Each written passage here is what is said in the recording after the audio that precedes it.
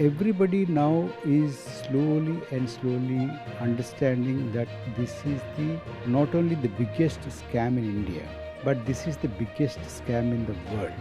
Electoral ബോണ്ടുകളെ കുറിച്ചുള്ള കൂടുതൽ ഞെട്ടിപ്പിക്കുന്ന വിവരങ്ങൾ ദിനം പ്രതി പുറത്തു വന്നുകൊണ്ടിരിക്കുകയാണ്. ബി.ജെ.പിയുടെ അഴിമതിയുടെയും അധികാര ദുർവിനിയോഗത്തിന്റെയും ഏറ്റവും വലിയ തെളിവായി മാറിയിരിക്കുകയാണ് electoral bond scam.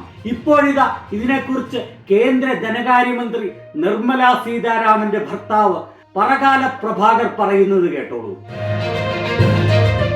My feeling is that the electoral bond issue will become a very major issue. അദ്ദേഹം പറയുന്നത് ഇങ്ങനെയാണ്: എന്റെ അഭിപ്രായം ഇലക്ട്രൽ ബോണ്ട് ഇഷ്യൂ ഒരു പ്രധാന തെരഞ്ഞെടുപ്പ് വിഷയമായി മാറും എന്നാണ്.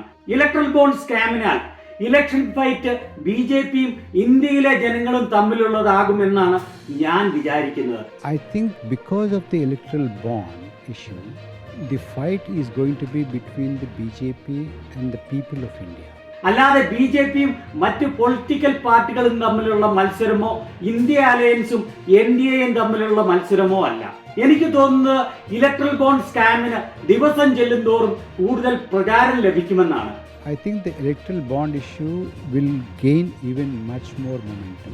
അതുപോലെ തന്നെ അത് ബി.ജെ.പിയുടെ ഗവൺമെന്റിന്റെയും നിയന്ത്രണത്തിൽ നിന്ന് കൈവിട്ടു പോയിരിക്കുകയാണ് ഇപ്പോൾ. ഇലക്ട്രൽ ബോണ്ടിന്റെ വിവരങ്ങൾ സാധാരണ ജനങ്ങളിലേക്ക് വളരെ വേഗത്തിൽ എത്തിക്കൊണ്ടിരിക്കുകയാണ്.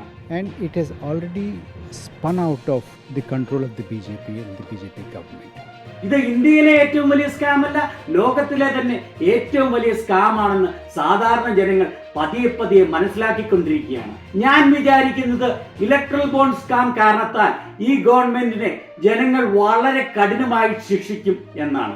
Because of the electoral bond issue, this government will be very severely punished by the electorate.